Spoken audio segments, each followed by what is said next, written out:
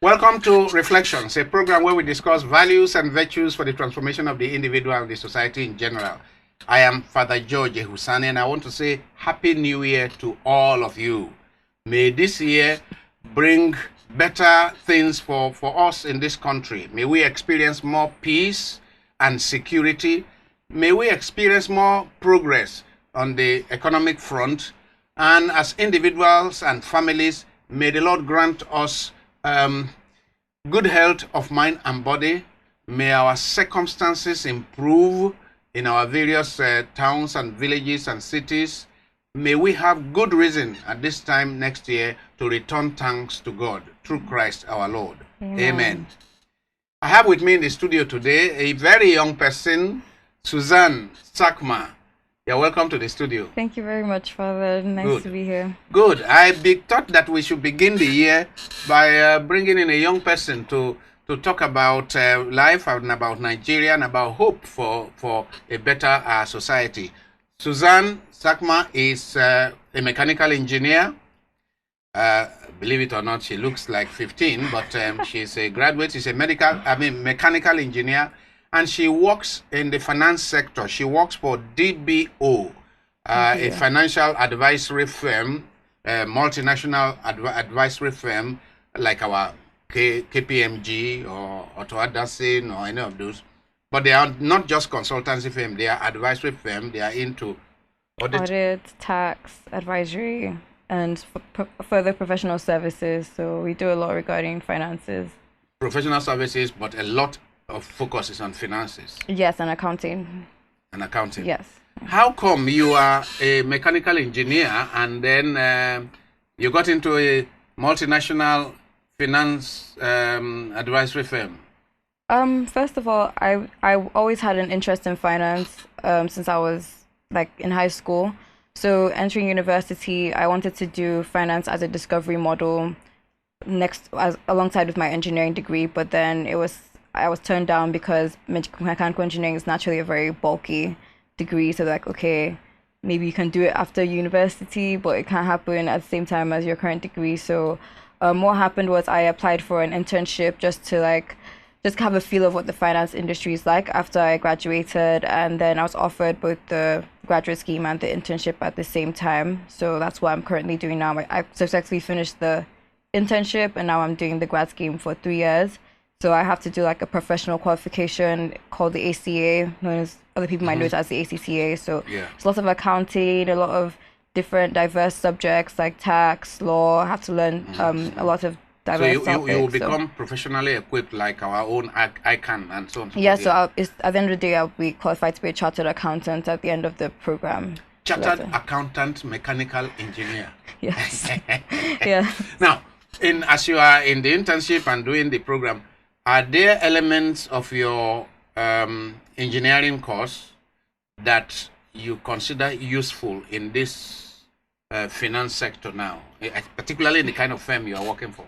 I would say yes, because obviously engineering has lots of numbers, has to do a lot with numbers and accuracy, precision. Yes, and that comes into play with anything that involves financial services. Everything needs to be accurate, precise. You have to have that you have to have the interest in what you're doing as well to spot out differences in maybe this accounting policies and things that people need to know when they're dealing with finances. Because at the moment what I'm doing has a lot to do with advisory and like advising different companies about how best to operate their firm or company. So it's like you need to have that keen eye that I feel like engineering has opened my eyes to in terms of spotting patterns in numbers or spotting learning how to do calculations to arrive at a certain conclusion, having to cross-check a lot of things, because I feel like through that accuracy and precision, you're able to analyze things a lot differently than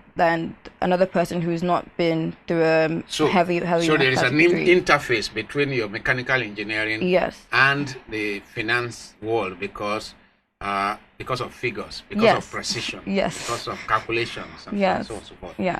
And then you went to which university? University of Leeds. University of Leeds. Yeah. It's famous for mechanical engineering. Yeah. Yeah. I mean, I know a number of Nigerians who did mechanical engineering at University of Leeds from the 60s, actually. Wow. Yeah. Good. So, I brought you to the studio for us to discuss about Nigeria and what your hopes and expectations are. I have been having in this studio older people. Their dreams and aspirations have not come true. Nigeria doesn't seem to be improving. Yeah. But we're beginning a new year, so fresh mind, fresh hope, fresh blood. What are your hopes for a better Nigeria? Because I imagine that if things were right, you would rather be at home, right? Definitely. And I think a lot of Nigerians abroad would agree the same. It's mainly about the opportunities provided, how we progress within our career, the ease of that, especially given the degrees we've studied. And it's more also like an appreciation of, the hard work that everyone has put in to get to where they are and contribute to the country with what we've learned. So that's always the hope for most young people who leave the country. But the way Nigeria is going is very discouraging because there's that lack of support, that lack of the natural progression through the merit system that used to be the case. Now it's more of who you know is more important than what you know, and that's kind of what's also killing the interest and drive for most people to come back to Nigeria, because it's not a fair game here naturally. Over there it's like your qualifications, your credentials will get you to where you dream to be, given that you take the right steps, but here it's like no matter how much you know, how much you try, if you don't know the right people, or you're not talking or saying the things you need to say, or not being yourself, you have to kind of change who you are to naturally progress in this country. And so in this country, your assessment is that it depends on who you know. Yes. It's not meritocracy. No. So if we return to meritocracy and put the right conditions in place, people like you will come back to this country. Definitely. At the end of the day, home is home. There's no place like home. No matter where we are in the world, there's always that feeling of not being fully accepted for who you are, especially because of the color of our skin. And most Nigerians always end up looking for other Nigerians over there to have that sense and feeling of home. And coming home, there's no experience like it. Like even the weather, naturally Nigerians don't necessarily fare well over there because of the cold. Where our skin is not the way we were built is not naturally built for it, as opposed to the people who naturally live in those countries in the UK, US, Canada, wherever. So you see Nigerians going over there being depressed or having to fight more because of weather conditions, because we're not used to that. That's not what that's not our natural way of life, you know what I mean?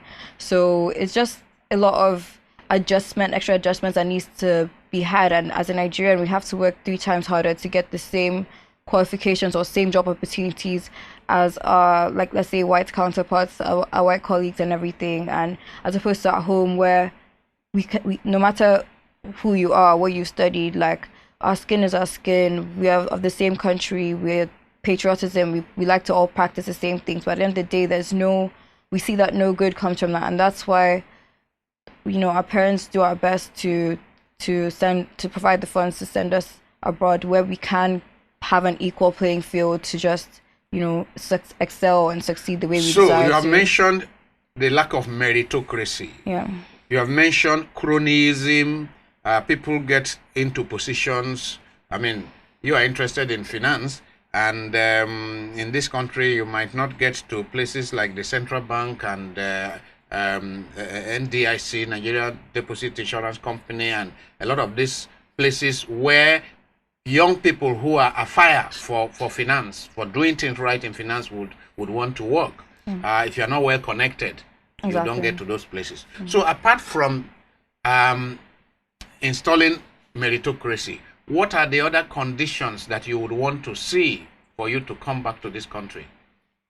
I feel like when it comes to students coming from abroad with the hope of building their future in Nigeria, there's a very large adjustment, situation that happens, because in Nigeria, when people see that we're coming from abroad, there's this immediate, let's take advantage of this person, let's cheat this person, or it's like you feel too big to be around us. Like there's this like natural, like this form of having to eliminate the person that we've built inside, so that in order to fit in with the current Nigerian. Well, in anywhere you go, of course, you need to make some adjustments.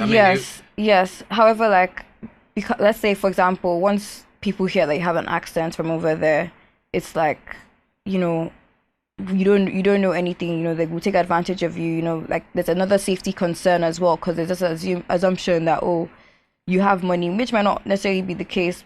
People go abroad on scholarships, but all these kind of things, like, we're not naturally accepted by, let's say, I know my friends who have gone to the Nigerian law school from the UK after they come here to complete their law school and everything, and they say that literally, like, they get told off more for little things because of who they are, maybe the way they talk, maybe they have a necklace now or something like that, and then it's just like they get screamed at. And it's not like we are saying we don't want discipline. Well, different. when I went to the US, when I speak, they say you speak with an accent. So when you come here and you speak with an accent, we too will say, nah. No, there's no issue with speaking with an accent, okay, right? It's more of the way we're received because we speak with an accent, if that makes sense. Mm-hmm. It's like there's a certain they call us IJGBs. There's a certain level. I just got back. I just got back. Yeah, that's what they call us. So IJGB, I just got back. There's this assumption that we feel superior to everybody else, but we're also trying to fit in. So naturally, there'll be more attention on us, like not in necessarily a positive way. Do you know what I mean? So let's say like professors may thinking like you'll be pointed out more in classes and everything, or like made to feel there's a need to feel that we should feel less than who we are because of where we're coming from, and people think that because we're coming from there that we assume that we're better than them, and that's usually a big problem in communication. Some of that may not be so strange. Some of that because okay, you are coming to meet us in the law school. You studied in the UK. We want to demonstrate to you that actually what we studied here, we are better than you. We studied in a Nigerian environment. You are coming here. What do you think you are bringing? Right?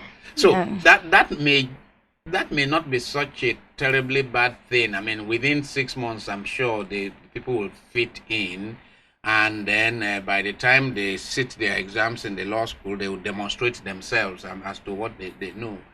But what are the other things in the society that you consider maybe obstacles to more young people wanting to come and settle back in Nigeria and contribute their quota? I would say if there was more I guess support from the system to bring everybody back to if you have a designated group or structure that could naturally help people coming abroad to the same level to people coming to Nigeria in terms of filling in the gaps of knowledge, that would be so if there's beneficial. A halfway kind of thing, something to bridge the gap, because let's say for lawyers as law school, for engineers that's not the case. It's there's clearly a big gap in terms of what we know, what we learned over there, and what they've learned over here. We don't know which was which, but at the same time, if there's a structure put in place to help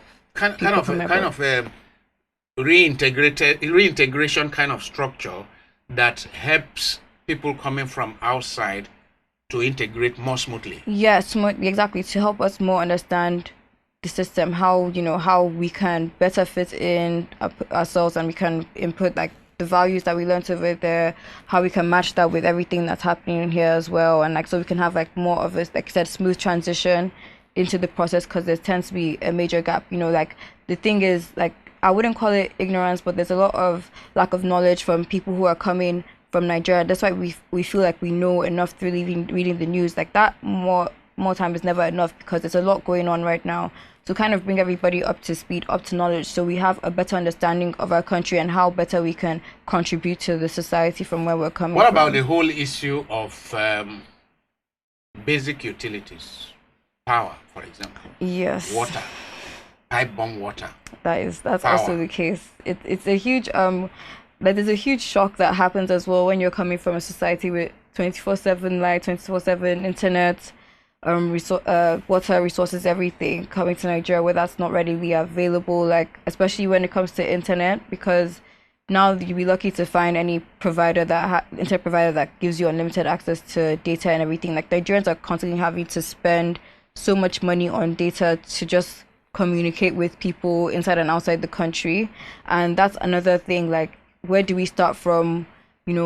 How do we? There's a lot of like, how do we settle down? How do we get used to this? How do we adjust to this? You know what I mean? There's just a lot of I don't know. You just have to have the right people around you, maybe your family or friends who can show you the way. But then let's not assume that everybody has that support. Is my point. So that's why I stated earlier about the structure put in place to at least like help people settle in, because like I said, there's people coming from scholarships. How do they have the same access to the facilities that people who were funded by their parents' money and so on? So it's like giving everyone an equal opportunity to have access to the resources. But even in Nigeria right now, people who are in Nigeria are struggling with those resources here as well. So it's like, yeah, I mean, we are struggling with our resources. So those of you who are coming from Bintu, you guys have to sort yourself out. That's our attitude. Exactly. Now you are coming from Europe, you are coming from America, and you want to come and struggle with us in our little resources. You sort yourself out. Now, then the issue of security. That's a very big one as well. Like, and when I pointed out how like people coming from abroad tend to be taken advantage of, is that when people see that some children are like quote unquote IJGBs, like Ajabot children, or you have an accent and everything, there's a heightened level of security, because there's this assumption that you have so much money because you have enough money to go abroad. There's this quick assumption which leads to a lot, like, and also the inherent ignorance that people coming to the country don't have as to the security. They are not streetwise. They're not streetwise, exactly. I would include myself in that. So it's like you need to have a guide to someone to like wisen you up, prepare your mind for how to live in Nigeria, how to live under the current circumstances given the security issues that we have. Because yes, we can pray and hope that they go away, but we also need to have a big understanding as to how to protect ourselves, how to carry ourselves, how to move around. How not to get up at 11 p.m. Exactly, to go for party. Exactly, how to move, as I said, how to move around, what times not to go out, what times to stay, what times to go out, what times are more beneficial and easier for you to, escape traffic and all of that, because that's another big thing. Like, if you live in Lagos, there's a huge traffic issue, like how to, like, understand that these are the new living conditions. How do I get by? Another thing is mental health. A lot of these affect the mental health of people coming from abroad, because it's like it is such a mental shock, the difference in living standards. The different living standard, then the transition from a lot of things you take for granted in the UK and things that are not available here. Exactly, like even delivery services and all of the things that you can easily get over there. Like I said earlier, the constant supply of electricity. People. We don't pay for diesel. We just pay our light bill, and everything just operates, kind of thing. But so how to understand that there's a different structure in Nigeria? You have to you have to acknowledge how much you pay for diesel for a generator, depending on where you're living. All of that. There's so much change, and there's that. The reason why I'm saying that there should be a structure available to help people transition naturally is because lots of people don't know or understand that when they're coming to Nigeria, that there's such a major difference in life. It's a different life entirely. Even me that's just coming to visit, there's a large adjustment I will have to do, but that's because I know I'm surrounded by my family who can stimulate. Now, there is this big adjustment that has to be made if you are coming to Nigeria, and that discourages a lot of people. What are people like you who originally went to the UK or to the US with the hope of coming to use your knowledge to develop the country? Is there any discussion among you? Is there anything going on in your among your peers as to what can we do to make our country better?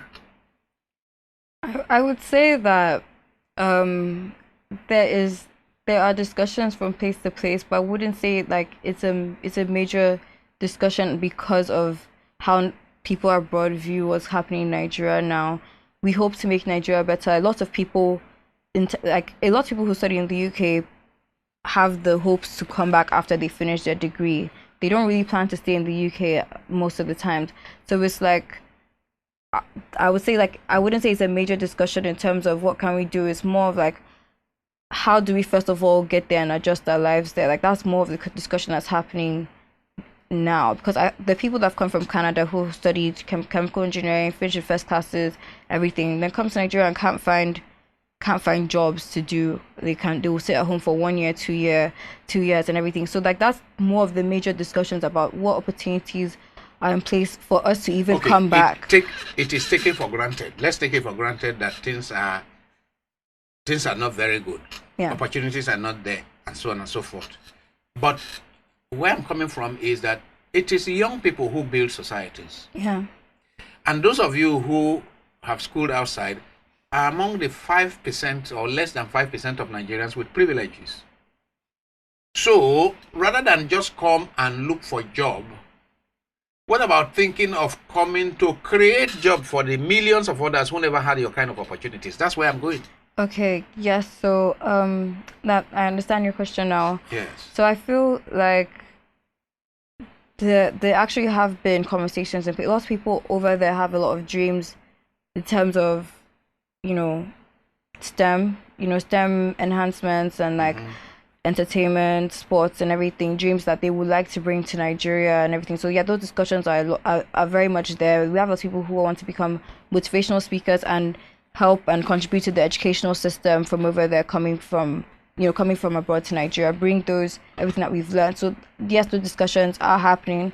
However, it's more about the execution of those discussions that seem to be the problem because of the networking and like what it takes to establish, a society here. A society that would enable us to do all of that here. I want to point your attention to the fact that if you look at India today, yeah, those who went back to India and have made India a technological hub, and a place like Bangalore is huge with IT today. There are people who, like you, schooled outside, got experience outside, and they were determined to go and lift up their country. So my own suggestion is that you tell your people that it's not about, the conditions are not there for us to get a job, to do this. You think of going home to do something. Definitely. That will establish job. Yeah. And I hope you know that today's jobs, where we're going to be having jobs today, tomorrow, is not about having any huge capital. It's knowledge economy, IT, AI. So from your laptop, you can create jobs for hundreds or thousands of people. Definitely. Good. So those are the kind of challenges that I think you should take back, to the UK, and when you talk with your colleagues. But what will you like to say to the elders? I mean, to people of your daddy's age and your mommy's age. What would you like to say to them concerning what they can do for Nigeria to be better in order to attract more? So I would say is to be open-minded, because there seems to be a struggle between the older generation and our current generation, because they're used to a way of doing things, and then when you have young people coming in and be like, these are the new, bring in technology, these are the new way where we plan to do things, or we hope to do things, they're just like shut down. No, this is what we're used to, and they already have like the resources and power to continue what they're doing. We mainly have our education and our voice to just be like, this is what we want to do. So because there's that gap in understanding, like there's just always like tends to be a clash between the youth and the older generation as to what we want to do, how we can make it possible, how our voices can be heard, so that we can create those avenues. So you're pleading with the older people to be open-minded. Yeah, help us and recognize that the young people have something to contribute. A lot to contribute. Like the young people they speak out all the time. We want to be heard. We've like a lot of young people came out the last election to vote so that their voice could be heard, so that so that we have the opportunity to bring our ideas to a platform. But again, even like let's say to bring up like a political movement like the NSAS movement, which had a lot to do with the youth for a better change in Nigeria, that was also shut down and discriminated against. So yeah, when you talk about shut down, the point is that, do you think that change happens on a platter? No, so it doesn't. Because I have heard many young people say, oh, they refer to the NSAS 2020 NSAS, and that we did this and then they shut us down. Societies that are transformed, those things happen for 1, 2, 3, 4, 5, 10 years continuously. Okay.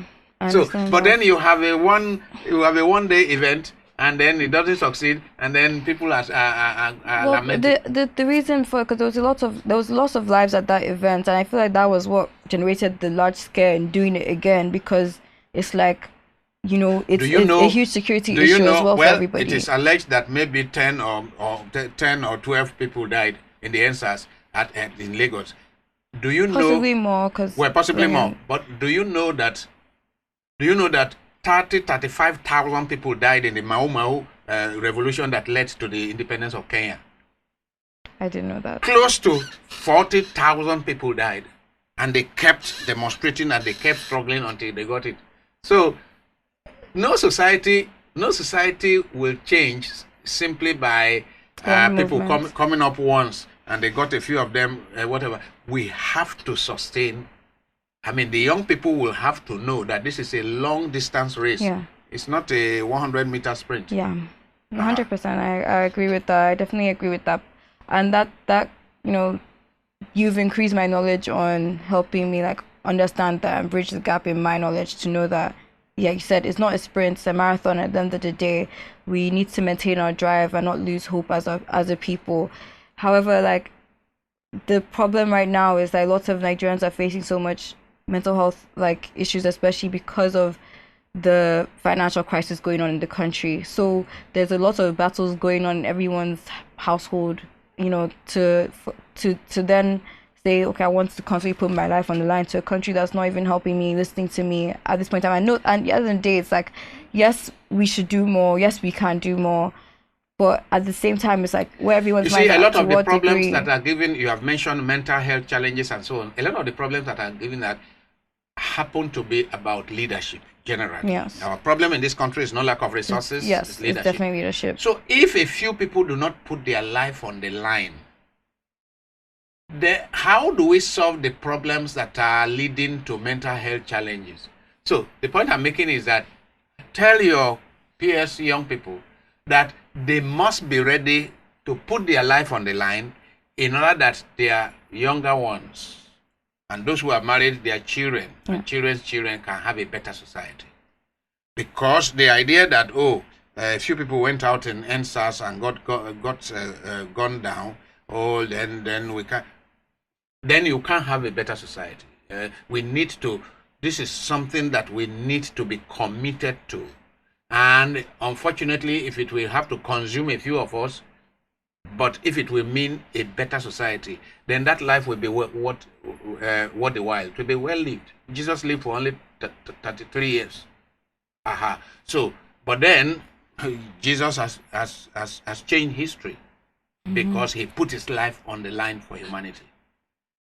Thank you. On this note, I would like to bring the discussion to an end. I've been speaking with Suzanne Tsakma, mechanical engineer and working in an international or multinational finance firm, BDO, in the UK.